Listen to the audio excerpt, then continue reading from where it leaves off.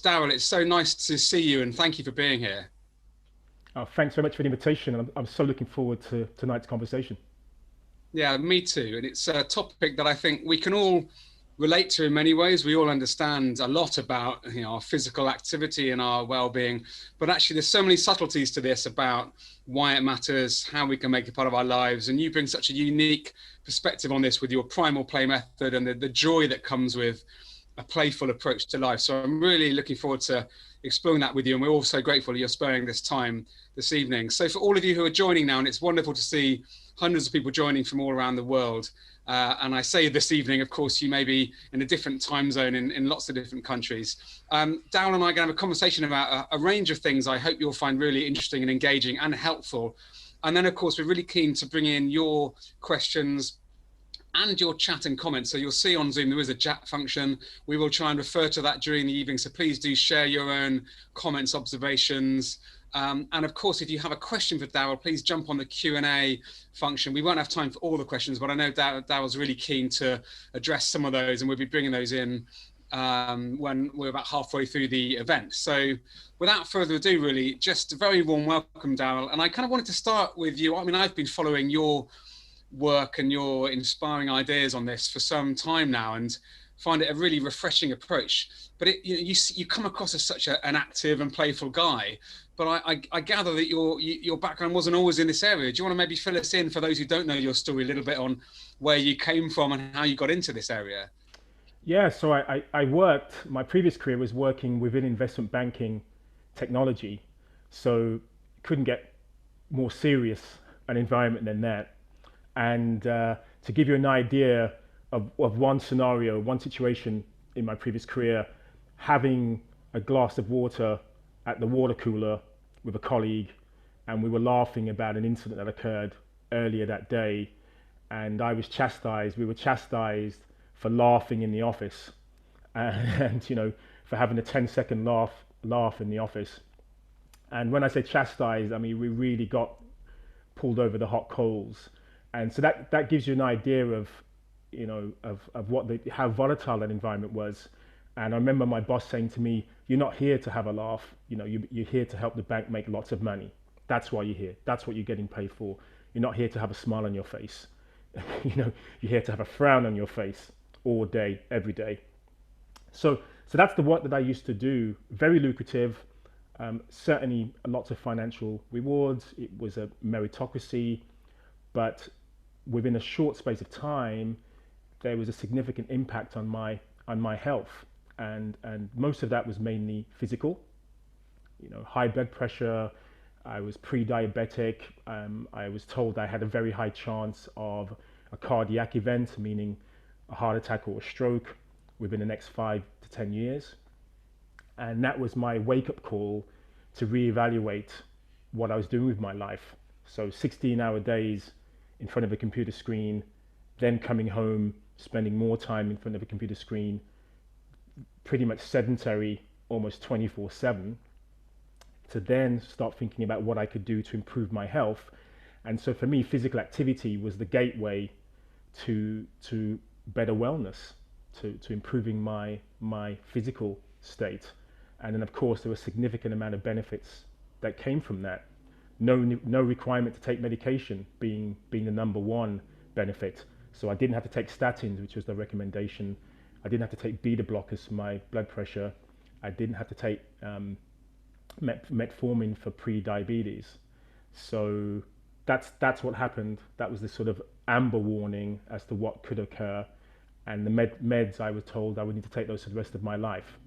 And fast forwarding on to today, sort of 15, 16 years on from that, I left banking several years ago.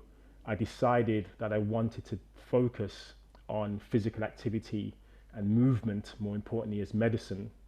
But I wanted to make that medicine palatable, something that people actually want to take on a daily basis. What this prescription, a wonderful prescription, but people don't want to take it. So what could I do to facilitate that process? And so that's how the Primal Play method was born. It's a great story, and I can really relate to it in terms of having come from a corporate background myself and found quite a lot of a similarity in that sense of feeling of almost toxic environment to be in, and really feeling physically. In my case, I was very, very stressed and psychologically unwell. And I think probably, as we'll perhaps discover later in this conversation, there are links between all of your great work now and our mental health, just as there is with our physical health. And obviously, I'm really looking forward to us introducing the primal play method and all of what you've learnt. But one thing, perhaps to put this in the context of this current situation, we're in a crazy time with COVID. We have been for 6 or 7 months now. And especially in that initial lockdown phase, I noticed something really interesting, and I'm sure you saw this even more acutely than many of us, but there was almost like a reconnection with the importance of physical activity at a more mundane level, like getting out, getting in touch with nature, people getting back to the park, people realizing that that little moment of just physical activity is what was keeping them sane in an otherwise kind of turbulent time. Did you sense that? Because in some ways it felt like a really lovely opportunity to remember how important this is. What did you see?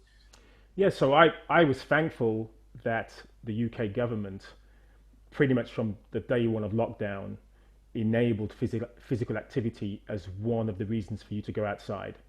And they offered about an hour a day was the recommendation. Go out for a walk, go and do some exercise.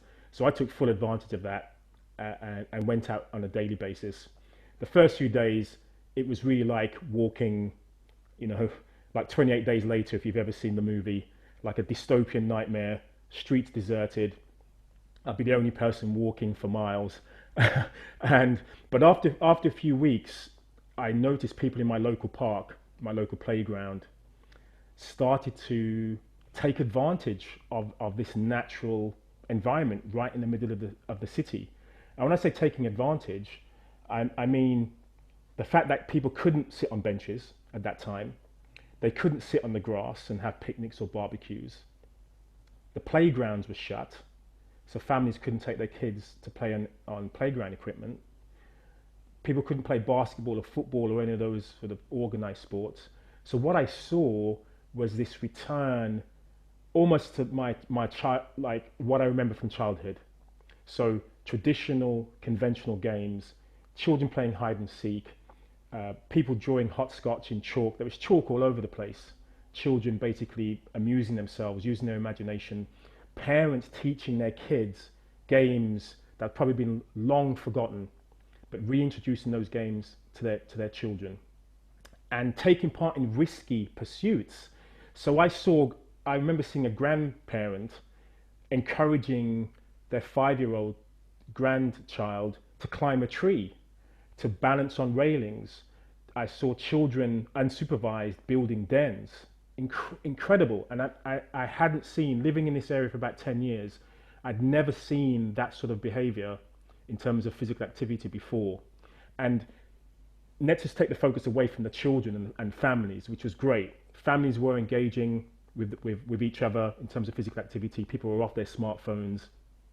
Adults weren't really talking to each other because they couldn't, so they were engaging with their kids.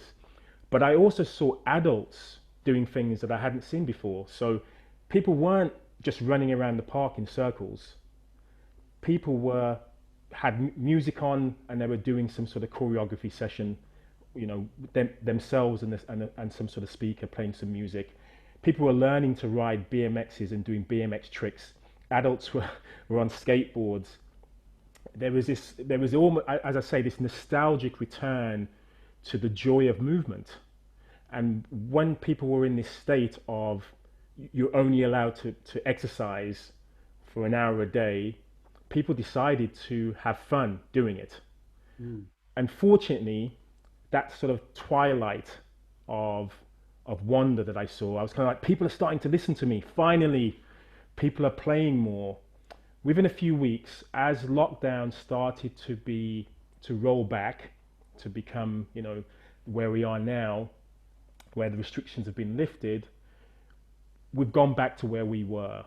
So kids aren't playing hopscotch anymore or hide and seek. They're not building dens. Adults are back to boot camps doing burpees and running around the park looking miserable.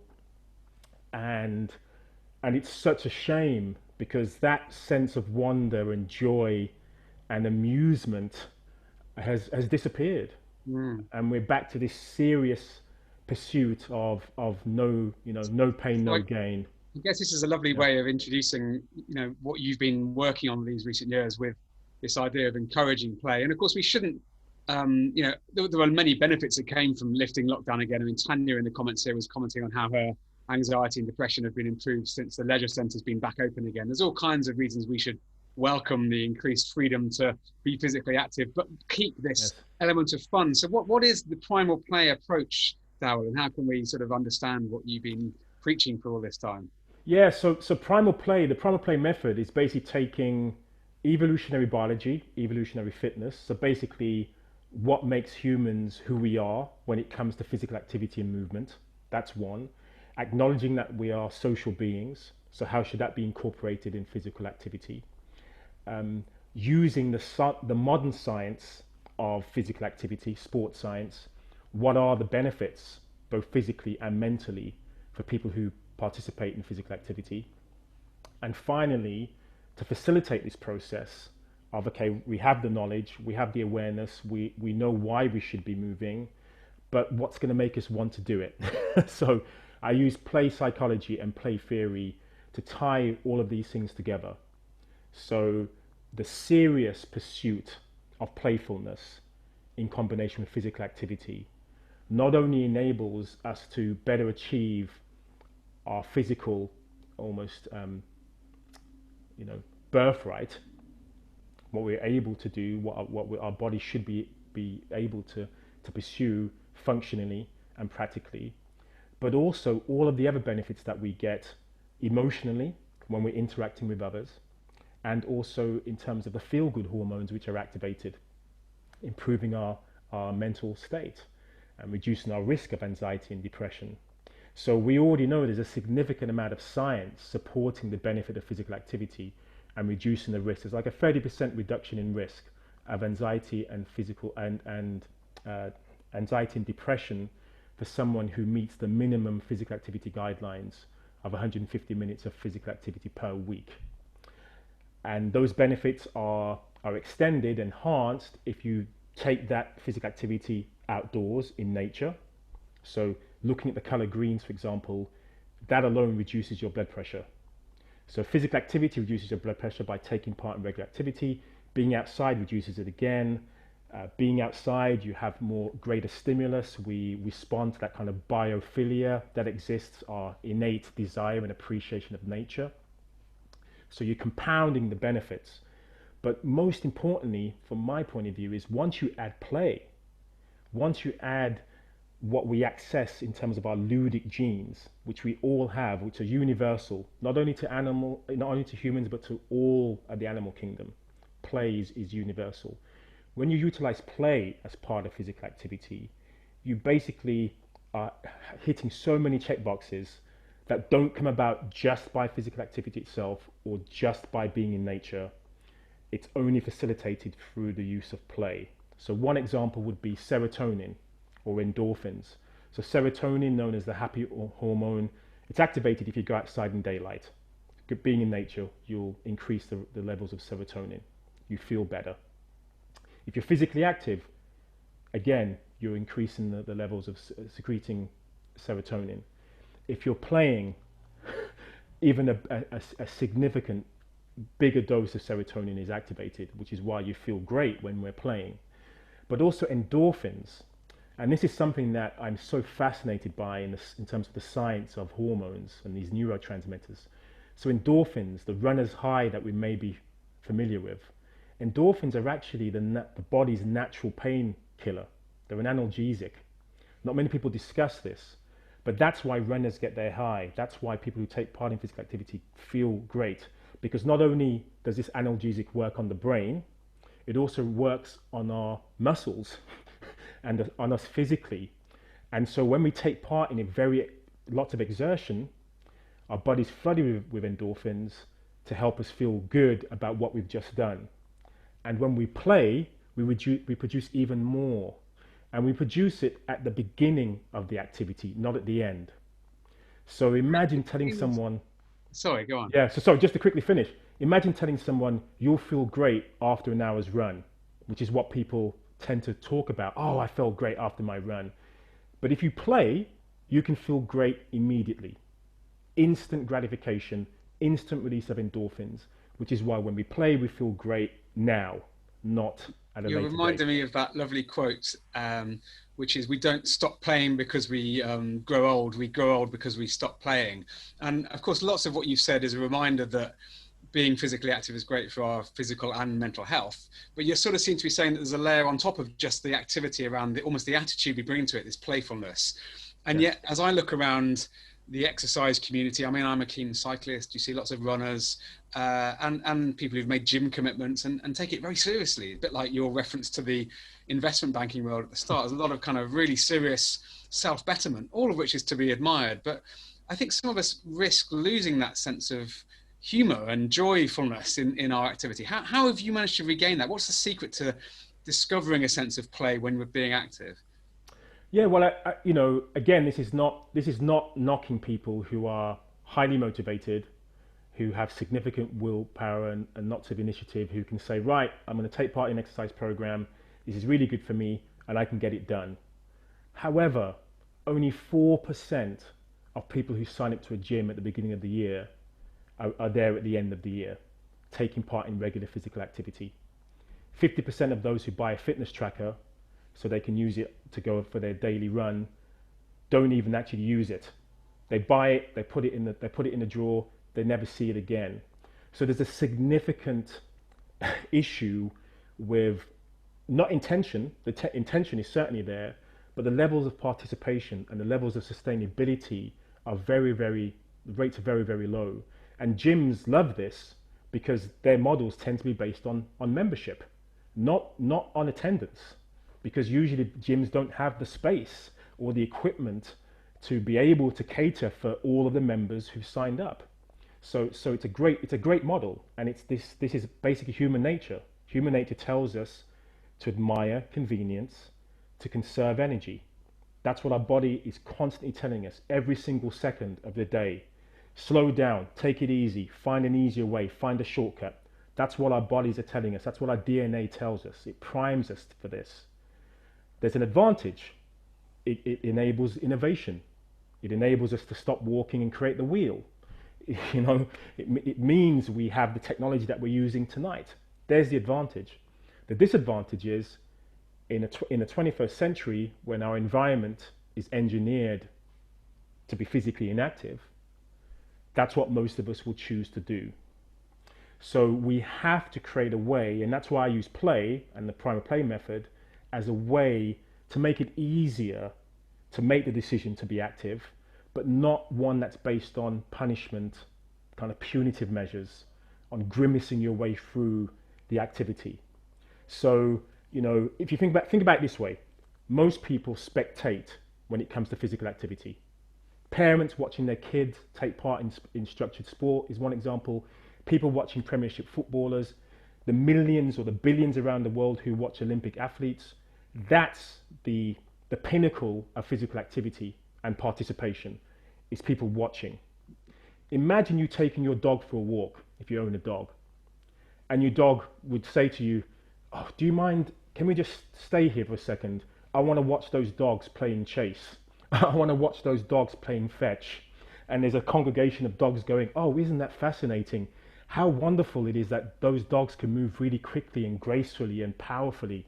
Wow, let's just stay here and spend our time watching other dogs do what they do."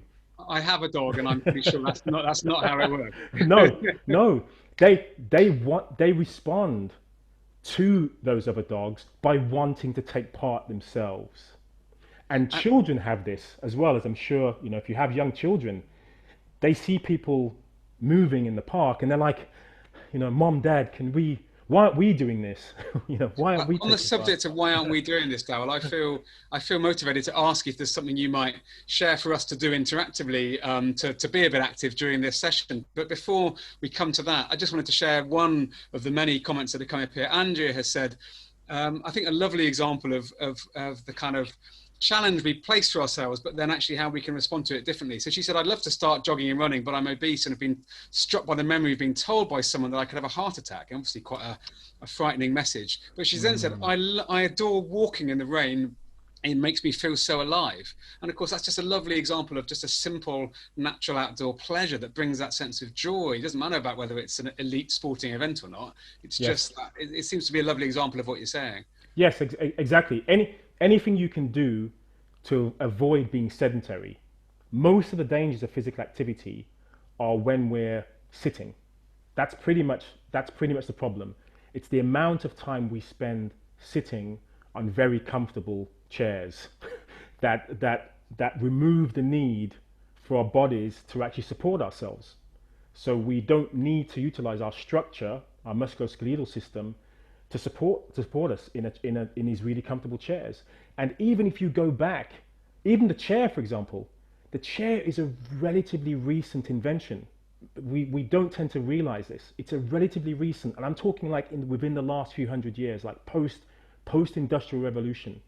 The reason we have language like chairperson or chairman was because of the fact usually the important person within an organization would have the chair.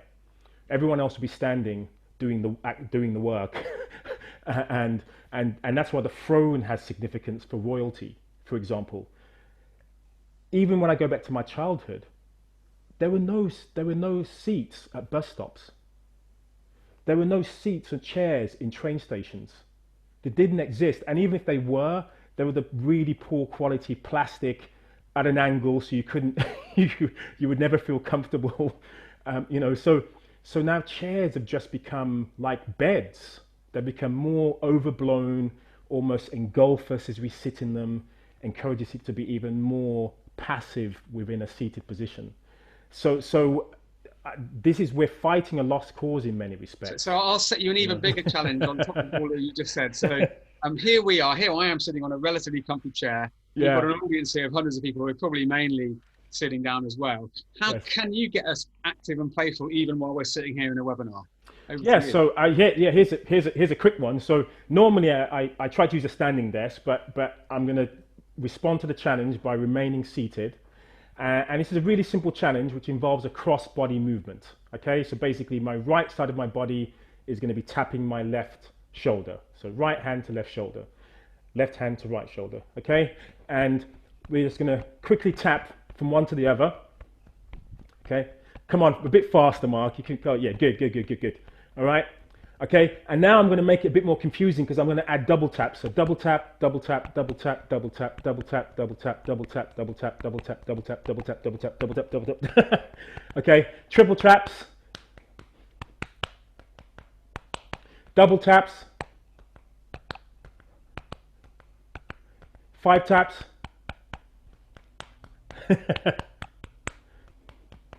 So that's very simple sequence of cross-body activities basically communicates the left and right brain, it facilitates communication between the left and right brain, and not many activities do that. So that's one of the advantages of performing kind of cross-body actions.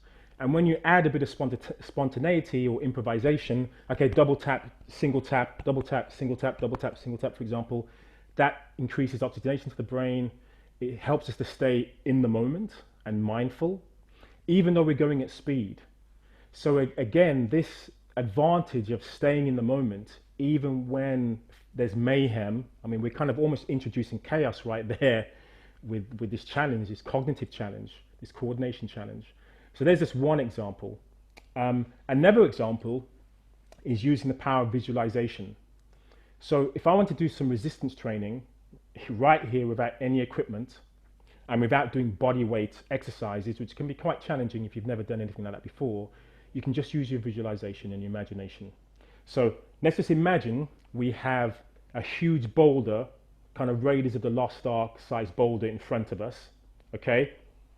And we're going to set ourselves into position and we're going to take a huge deep breath and we're going to use a full body tension to push, push, push, push, push, push, push, push, and fully extend the arms.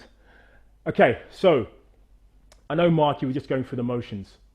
I could tell because you didn't get out of breath, you're just taking it easy. You're like, I don't want to embarrass myself in front of all these people watching and listening. So let's do that one more time, okay? You have to really access your inner child, all right? Embrace them. Pretend you're your superhero of your childhood. Okay? Set yourself up. Take that big deep breath in and really push. It should feel really challenging as you push, push, push, push, push, push, push, push, push. Keep pushing. Push, push, push. And then relax. So you can see the outcome of that activity for me. I'm out of breath. I can feel that my muscles have been working. And if you're wondering if that's an aimless activity, there have been studies done on individuals doing these visualization activities, including people who have been temporarily paralyzed or significantly injured. And just the brain patterns alone communicating with muscle to increase muscle tension has a similar response as if we were actually using resistance, i.e. using external weight. It's amazing. So yes, it's Yeah, incredible. it's really good. And Christy says in the chat, I love it. My dog is looking at me like I'm crazy. So maybe the dogs do watch after all. Yes, yes. Like, oh, what's going on there? I would love to be able to do that. With Action for Happiness, I mean, obviously we're really in the area of trying to get people to do things differently. We can have all the theory about our well-being that we like, but unless we actually do something, nothing changes. Yes. And you've already alluded to this, but we are creatures of habit, creating new habits, whether it's about our physical health or anything else. Our nutrition, our sleep patterns, our relationships. It's hard to form new habits. And yet what you're saying is vitally important. I mean, you're saying the single most important thing we can do for our overall health is to be just moderately active. You're saying that, this has massive benefits for our, the hormones that are released, our physical, mental health. So how do we make habits that last? Do you have any tips for how we can make this something that is easier to keep going in our lives? Yeah, so one, we need to satisfy our intellect. So the only one takeaway I want you to take from this is that there's a 50% reduction in all-cause mortality, all causes of death, comparing physically active individuals with sedentary individuals. Significant body of research behind that statement, behind that statistic, and there is no other health intervention that offers that benefit. Nothing. So I would say let's satisfy the intellect with just that alone. Okay, so that's covering physical, psychological, mental, social, emotional, all of that complete view of health right there. Secondly, we need to change our environment. Okay, if you think about smoking cessation, it wasn't taxation that made the difference. It wasn't the education. It wasn't the alarming messages on cigarette packets that made most of the difference. It was when it became difficult to smoke. We're going to ban it in public spaces. We're going to ban it in restaurants, in pubs. That's when smoking rates dropped significantly. So we need to change our environment, whether that's employers, whether that's local government, central government. They have a responsibility. Let's assume that's not going to happen, and it's all down to you. Right, what you can do. Change how you start your day. I woke up this morning, didn't feel too great. I lost my mother recently. Really struggling with this. And so some mornings I'm like, I just don't have that get up and go. Like I don't really want to get out of bed. I had that feeling this morning. And so what I did was I completely flipped that by jumping out of bed. That was my start to my day. I was like, I'm just going to literally jump out of this bed. I crawled along the floor, bear crawled along the floor out of my bedroom, and I felt great. And I realized that this was something that I had some control over. Within a second, I had that, and I had my caffeine hit without any coffee, so even better. And I felt alive. I felt capable. Oh my goodness, look what I was just able to do. I no longer feel like my 50-year-old self. I certainly did when I was lying there thinking, oh my gosh, I feel like an old man. But a few seconds later, I felt like a 25-year-old full of energy and full of zest for life. So, very simple change to start your day with some vigorous movement. Just reframe how you set yourself up for the rest of the day. Don't need any gym equipment. Don't need to put any training gear on. It was just me, myself, and I, It's great. and movement. Okay, that's the first thing. The first thing I can do. The second is just challenge yourself whenever you're seated. Can I perform this task standing up? Can I perform this task with some movement? How many times have I sat watching my kettle boil my cup of tea and then spent 10 minutes watching my tea bag brew the perfect cup of tea? Why? Why? I could be doing some movement. I could put some music on and dance whilst I'm waiting for my tea to brew. I could brush my teeth and stand on one leg and challenge myself in my balance. I could do those things. Doesn't take up any more time. That time is wasted anyway. Me probably browsing something that's not going to be that useful for me, right? So utilize some of that dead time. You're reminding me of the adding fact more that movement. my son at the moment, if he's going up and down stairs, he'll set himself the challenge of trying not to touch the stairs at all and just like climb up and down stairs. And just like it comes naturally to him, this desire to just make it more of a Yes, game. It's just yes, brilliant. yes, and I think that's a great point. The third point really is about gamification. So gamification of an analog sense. Think back to when you were a kid and all of the games you would make up, like your kid is like, okay, how can I get down these stairs without touching, the ground? How can I do this differently? So one game that I've played with my partner was walking down the high street, and I said, hey, let's see, we had to walk a mile, say, a couple of miles, and it's like, okay, let's see how quickly we can walk a couple of miles. Not that interesting, not that exciting. So then the game became, I know what we can do. Let's give ourselves points for the amount of people we overtake. If there's somebody stationary, we'll give ourselves 1 point. If we overtake somebody, we'll give ourselves 5. If we get overtaken, we'll deduct some points. And then that sort of 40-minute walk felt like 5 minutes.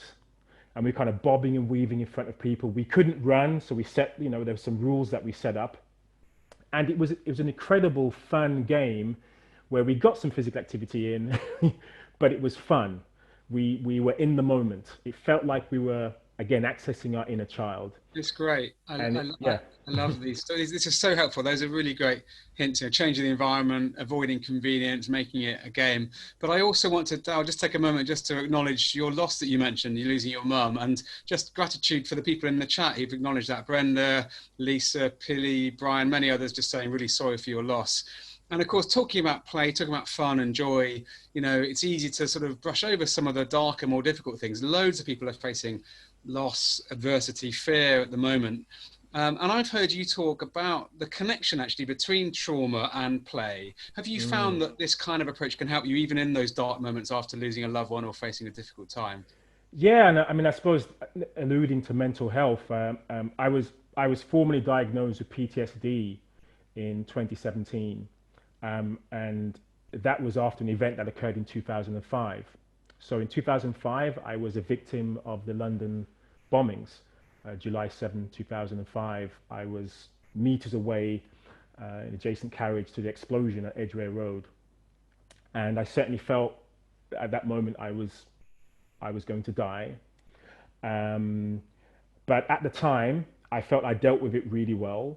There were people dying literally under the carriage underneath me. It was horrendous, but I felt I kind of coped with it really well. But I didn't.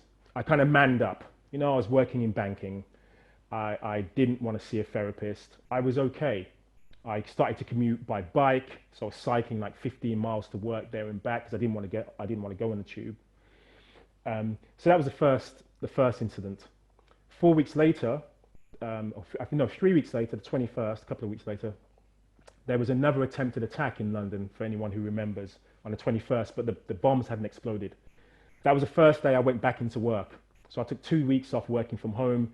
The day that I went into work, there was this panic again. I remember walking home thinking, I don't know if I could ever go back into the office. But after several years, I felt okay, was no longer claustrophobic, was able to do the things that I used to be able to do. I felt okay. Until in 2016, when my sister dear sister Natasha passed away from cancer, and I witnessed her death, an unexpected death. She had a massive heart attack, and I was there. My family were there. My mother was there. I'm the eldest. It's a huge burden of responsibility to make sure everyone's okay, including my mother. So I witnessed my mother watching her daughter die, and everything, literally everything that happened to me in 2005, just all came flooding back, and I had an horrendous time. So 2017 was when I realized I need some help, and I got diagnosed with PTSD. Then a year later, my mother got diagnosed with cancer. So losing my sister to cancer a year later in 2017, my mother was diagnosed with cancer, and she passed away in August of this year. And again, it all comes back to the surface. And and I suppose the glimmer of hope, because this is a daily battle. This isn't something that is just fixed and you can move on. This is part of my. This is part of me. And there's a couple of things that I want to mention. So one is how beneficial play was for me during my darkest time, where I didn't want to go outside. I literally hibernated. I hibernated for months, and I had this. I was communicating publicly that everything was fine. You know, I'm still healthy, I'm still okay, but I wasn't. I was depressed. And one day I decided I need to venture outside. Have no idea what outside looks like. Let me go outside. I went to my local park. I saw a tree that I would always climb when I would go to the park, and I was like, you know what? Let me try climbing that tree. And what was incredible about that moment was, as I was struggling to climb this tree, and the bark was ripping against my skin, and I got a few grazed my arm and so on. I was like, wow, I feel alive. Now I can appreciate being outside, some fresh air. you know I'm playing again. And so that was the power of play for me, of not just being outside, but actually taking part, actively pursuing happiness by doing something that I knew I should be enjoying, but just said to myself, there's no time for joy. It's just so moving Yeah. to hear that, Darryl. I'm so grateful for you being Thank you. able to share that with us. I mean, Kirsten has said, Darryl, thank you for being vulnerable and sharing so your stories with us. We greatly appreciate you sharing that so openly. Helen said you're incredible. I mean, that is more trauma than I think anyone can really cope with. And the way you responded to it, and the work you're doing now to spread this message to so many people, I think is just so inspiring and such a huge credit to you. Um, like there's loads of questions coming in from the audience, which I'd love to get to. But there's also another really important topic I wanted to just touch on while we're together. Mm. I guess it relates to trauma in some ways, particularly insofar as so many of us are becoming increasingly aware of systemic racism and the Black Lives Matter movement. And, many of us, in my case, from a position of relative ignorance and potentially unintentional sort of bias and misunderstanding. And of course, in your case, potentially a lot of lived experience that many others wouldn't be aware of. And this was, of course, in the news just yesterday in the UK in relation to the health and fitness world, where a gym had tried to put a campaign on and seems to have completely misjudged it and done something pretty offensive. And you've not only been living with this for the recent period of sort of awakening that's taken place in the West, but I've heard you talk movingly about many aspects of your life. How are you feeling about the fact that the world seems to be waking up to this prejudice and injustice that's happening, and are we heading in a positive direction today? Oh yeah, I mean, I've dealt with this pretty much since I was about 4 or 5 years old, when I first encountered racism and went home and said, Mom, Dad, what happened to me today? And they explained that it wasn't a one-off. It's likely to continue, and it's likely to be a part of your life. And pretty much throughout my primary school education, secondary school education, into my career, even with all of my successes, I still encountered many instances, far too many to mention. Some very, very, really, really serious, some horrendously traumatic. And so when I saw the what happened with Pure Gym, I'm going to mention their name, and the post, it was for me, it was just, here's just another incident that will be in the news momentarily and quickly forgotten about.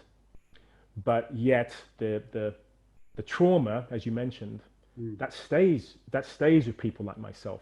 It doesn't that does not disappear. It stays with us, and there's this accumulation of this, which is very damaging, and so for those who choose to ally, who choose to say that they stand for anti-racism, I hope they can maintain that enthusiasm, that passion for seeking education, for speaking to those who are victims and wanting to know what is happening, and aren't just swept up in the moment and then move on to whatever the next thing of the moment is. I would say that you personally have had a really powerful impact on my awareness of this issue that's sort of radically shifted it. I think we're sometimes guilty, in the UK where I am, of sort of seeing this a little bit as maybe this is an issue that's more prevalent in the States, where of course a lot of the George Floyd stuff reared itself so much recently. And yet I've heard you talking about, being pulled over by the police in England, for a minor non-offence type moment. And I heard you say in an interview that happened to you over 100 times. And I was thinking, well, in my Yeah. life, that's happened to me perhaps once. I mean, that is utterly Oh, inconceivable. That there be such disparity in treatment of people all around us every day that many of us are completely oblivious to. And I was just really grateful to you for helping me wake up to the extent of this problem. yes, it is a huge problem, and for many occasions, I wouldn't speak about it, or I would speak to those who are themselves victim of this, and I think it is really important for people to speak up, for those who want to listen, because many people don't want to listen, but for those who do want to listen, there are many of us who can share our stories, and I just quickly alluding to Pure Gym. Just imagine if I had a social media post for my gym and I said, you know, let's do 6 million, the 6 million burpee challenge. And because, 6 million Jews died in the Holocaust. And so that's, and this 6 million burpee challenge is going to be just as tough as it was for those who suffered in concentration camps and died, you know, through genocide. I mean, can you imagine? Would that stay in the news as a 5 minute blip and then never be mentioned again? No, wouldn't expect it to. Horrendous. You know, would there be conversations around? Oh, maybe somebody just misunderstood. Maybe there's a reason as to why this communication went out. No, there'd be no excuse, no justification. Who's going to be fired over this? And so in a situation like what occurred yesterday with Pure Gym, great it was highlighted on the news, but it's just another in the long list of travesties in relation to race. And unfortunately, many of us are just not aware of the legacy of why the world the way it is today. It's not it's no accident. It's no accident at all that many of us have the views that we have, that we do have this unconscious bias, that systemic racism isn't about apportioning individual blame. It's about recognizing how society has been built up on this. And it's similar, I suppose I just should finish. It's similar to when I've been privy to conversations of women talking about sexism. And, you know, for example, a person that I know who is a very senior director in an organization, she would say if she was ever going off site to see other organizations, she'd be the most senior person in the room. She'd always be asked to make notes. She'd always be asked to make the tea. she'd, you know, and she'd always be addressed by her first name. All the men would be addressed by their surname, by their job title. And I'm like, oh my goodness, I had no idea this happens now, even with your seniority. And unless I asked the question, so tell me what is it like as a woman in certain situations, I would have no idea. And as a man, for example, I don't feel that concerned walking out after dark. But I certainly should feel concerned about some women who do feel concerned about walking on their own after dark. Like, do you know what I mean? So, and again, imagine if as a man, if I said, oh, what's the problem? Why it's, what is it really a big deal? How many times, what's the likelihood of being attacked? It's not that likely, is it? Imagine how insensitive that would sound, and the lack of empathy. And so I suppose people need to just ask the questions, speak to victims, and try to understand at least and relate on that level. And maybe things will start to get better when you understand that we all have a part to play. I think that's so important, that we all have a part to play. I think that's really much the ethos of Action Happiness with everything.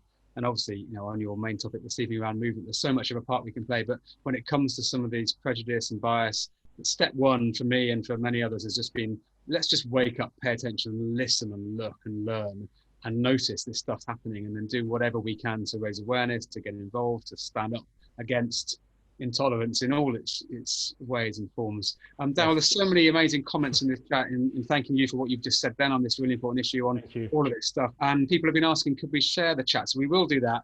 We'll capture what's been said, all the lovely recommendations and books and ideas, and send it around to everyone who's been involved, so people will be able to follow up on that. But I'd like to come to some more of these amazing questions. Jenny's asked, is there somewhere I could go to find out more of your great play exercises so I can use them with other people? Yes. So the best place to go is to primalplay.com, which is my website, my blog. I have lots of theory, lots of research, lots of citations. If you want to go down the rabbit hole, hopefully crawl down the rabbit hole. I've also got lots of videos and examples of activities that you can do both as individuals or as groups or with your partner. And I also have quite a lot of resources as well. So I have books, e-courses, I have physical products like this one here. I didn't ask Mark if I could share this, so hopefully he doesn't mind. But basically this is an animal moves deck, which teaches you how to move like the animal you are, but in a way that makes it fun, tangible. You take a card, you don't know what's coming next, and you decide to give it a whirl.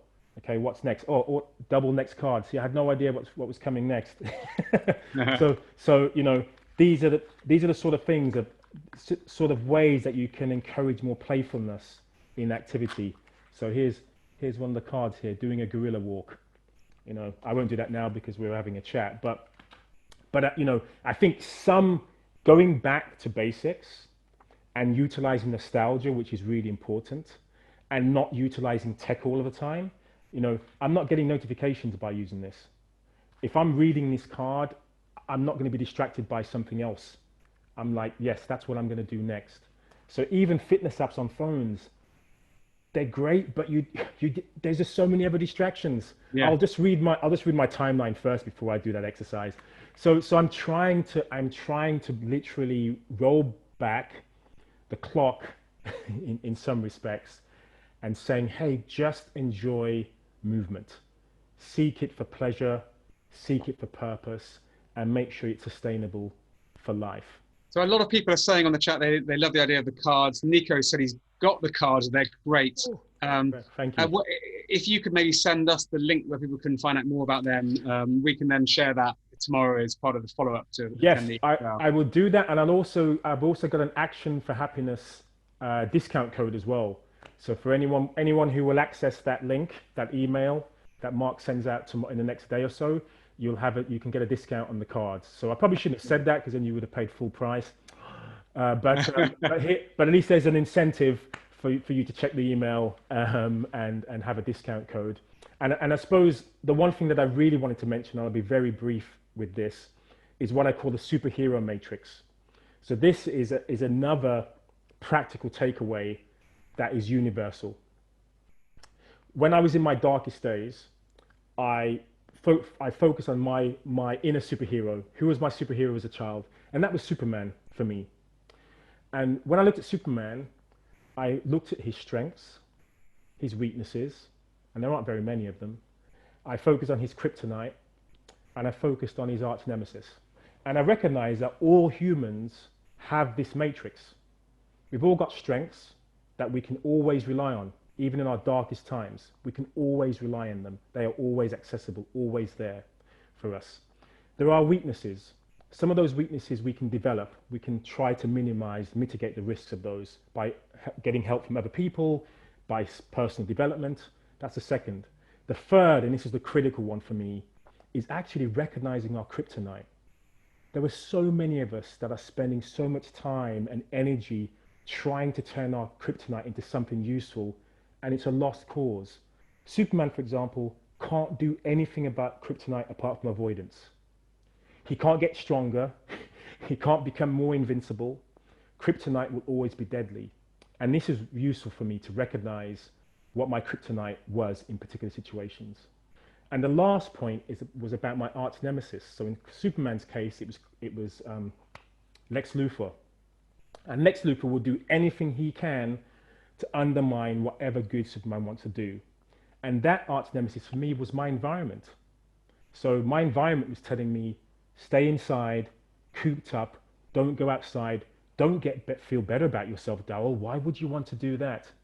So once I recognized in very simple terms this metaphor and applying this matrix to my life, it's incredible how much better things become, because I could then gravitate towards my strengths. Oh, my strengths are I can get outside and play. So why don't I try doing that? And I love this because it's really coming back to the positive psychology ethos of focusing on strengths. And it seems like we've got some superheroes in our audience. Michelle says, I often do a Wonder Woman spin in the lounge. Ah, that's fantastic. Yes. Embrace, and even more important, know that the superhero resides in you. So there is that, it's important to have a reference, but at the end of the day, we all have our own unique, superhero qualities. We can all unleash our own powers and abilities. And we don't need to compare and despair, which again is a huge part of unhappiness, because we're constantly comparing ourselves to many of those who are more talented than us or more gifted than we are. And we neglect actually how amazing we are ourselves, Well said. Yeah. And of course, when it comes to exercise, we compare with some ideal of what the right exercise is, instead of doing what you're saying, which is find the one that makes you joyful. Yes. But on that, a couple of interesting questions. So Yvette has said, can your primal play approach help people who suffer with chronic anxiety and find it hard to go outside? And a sort of vaguely related one from someone else who said, do you have any tips to move and play more if you've got limited space and you can no longer go and attend classes? Some people have rather restricted conditions or can't be as outdoorsy as we might like to be. What can they do? Yes. Okay, so here's a quote from myself that you can please reuse. But basically, if you want to know what my definition of play is that play is not the activity, it's the attitude. That's all it is. So if you decide, I'm going to embark on this in a playful way, that's all you need. And you're not limited or constrained by a lack of space, a lack of equipment, a lack of ability or mobility issues, by being in pain, whether that's physical or mental or emotional. All of those things are not restrictions when you just want to approach what you want to do next in a playful way. So what I would say is, I live in a 1-bedroom apartment, very limited space, but I can have as much fun here as in the greatest of outdoor spaces, because it's what I choose to do in that space which is important. It's how imaginative can I be? How can I do all of the things that are possible within this space? So if you think in that way, it's amazing how many things you can do. So and all it takes is the first second of taking that intention into some action and going, oh my goodness, I just crawled on the floor. I want to get the remote control. I'm going to crawl across and get it and pick it up off the ground. And every time I see somebody arguing on my favorite show, I will do an exercise. And every time, a person walks into the room on my favorite soap opera, I'll jump up and down. Before you know it, you've created your own movement program or play out program, as I would say, rather than a workout, just by using what's around you in your space. So hopefully that's given that's really good encouragement. Yeah. And if you're not convinced, just go along to my website, access some of the resources that will teach you how to become more playful, how to develop this mindset, because it isn't easy. I mean, for me, being very serious Doesn't sound like it now, but I was very serious, frowning all the time. I've still got some of these frown lines, but but yeah, you know, it's incredible how self-absorbed you can become. But as soon as you break free from that, you realize every opportunity is an opportunity for movement. And there seems to be some playfulness in the community here with you today. Quite a lot of Scooby-Doo related chat going on at the moment. And that's Just one so more thing. great. We're rapidly running out of time. Just very briefly, quite a lot of discussion about kids and the next generation. You've already said that kids naturally play, but there are, a few people sort of talking about how to bring these ideas to children. And particularly Miss Cargan here is a teacher who said, what's your opinion on the effect of video games on a child's ability to play? It seems like our kids are spending a lot of time playing on screens and not so much time playing in the real world. Is there anything we can do to address that? Limit how much they should be doing on screens. That's all. That's all we can do. It's as simple as that, really. We have to make. Actually, here's something better, which I mentioned in my TED talk. Please watch that if you haven't had the chance. It's called "Why Working Out Isn't Working Out." But one of the lines I mentioned in that is we need to make actual reality more exciting than virtual reality. That's what we need to do. Our kids need to become fascinated with the outdoor world, and that starts with the parents. If parents are saying, oh, this is so amazing, look at what we can do, oh, isn't this fascinating? We model our behaviors, our children model our behaviors, what else are they going to think, right? If we go outside and show our children how fascinating the natural world is, that you can't replicate this in tech. Google Maps, Google Earth is not as fascinating as the real world.